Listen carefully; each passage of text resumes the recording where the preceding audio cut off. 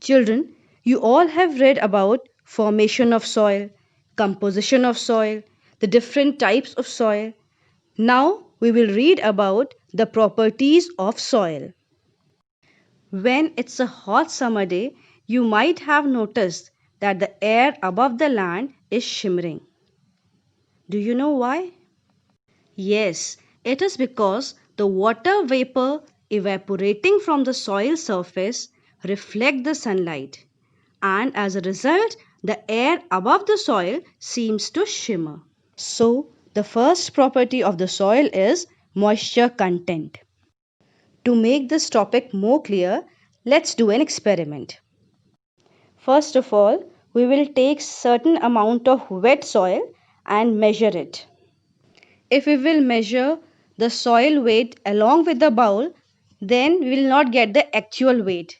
It will be the weight of bowl plus the wet soil. So first of all, we will keep the bowl and set the reading to 0. After that, we will measure the weight of the wet soil. You can see here the weight of the wet soil is 50 grams. This we will call as the initial weight of the soil. Now we will heat this wet soil in the oven for 5 minutes. It is just to remove its moisture content. Now wait for 5 minutes. After 5 minutes, you will remove the soil from the oven. See here, the soil has been dried up. Now measure the weight of this dried soil. I have already set the reading to 0 along with the bowl. Then only the soil weight has been taken. After removing its moisture content, the final weight we get is 47 gram. So we can say that the moisture content in the soil is initial weight minus final weight. That is 50 minus 47 gram, that is equal to 3 grams. Children, what happens when you pour water on a dry soil? You are right, it is absorbed by the soil. The amount of water present in a soil depends on its water holding capacity. So next topic is water absorption by the soil. First step is to measure the weight of dry soil. But before that, we will set our reading to 0. So here I have set the reading to 0 along with the bowl. After this, we will measure certain amount of soil.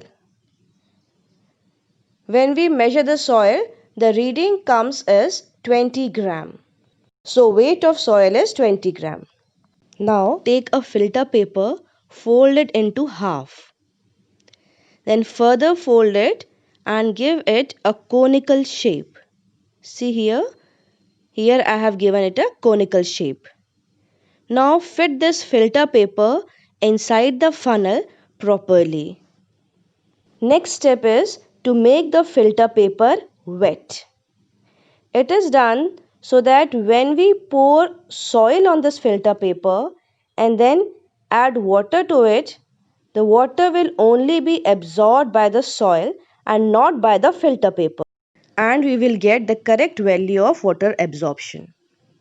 Now pour this measured 20 gram soil on the filter paper which is fitted inside the funnel.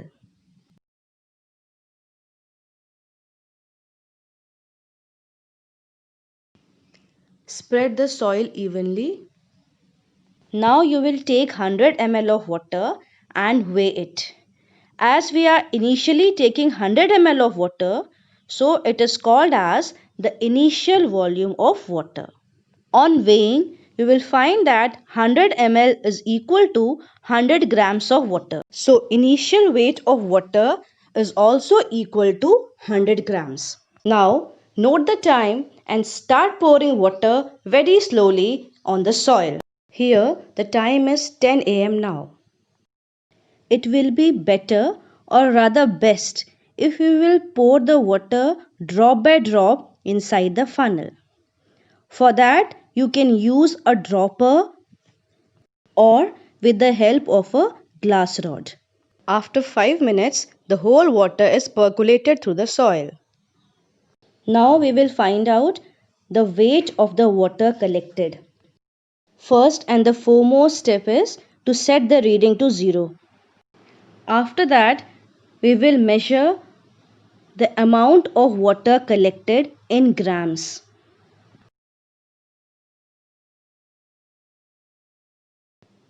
This is 80 grams. This is the final weight of water.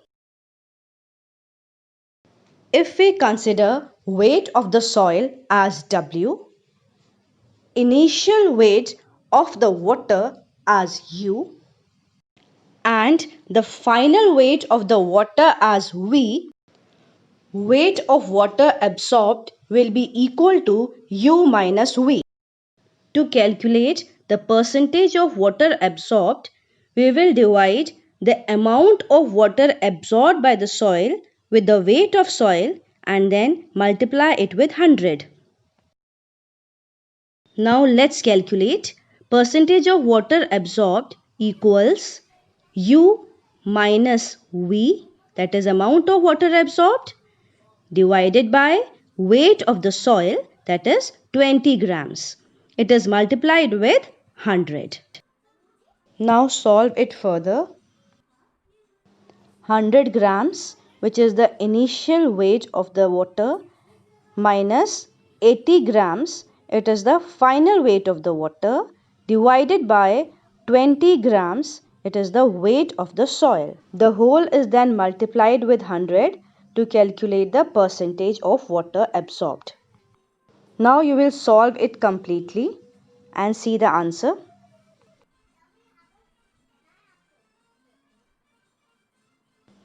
On solving, you will find that the percentage of water absorbed by the soil is 100%.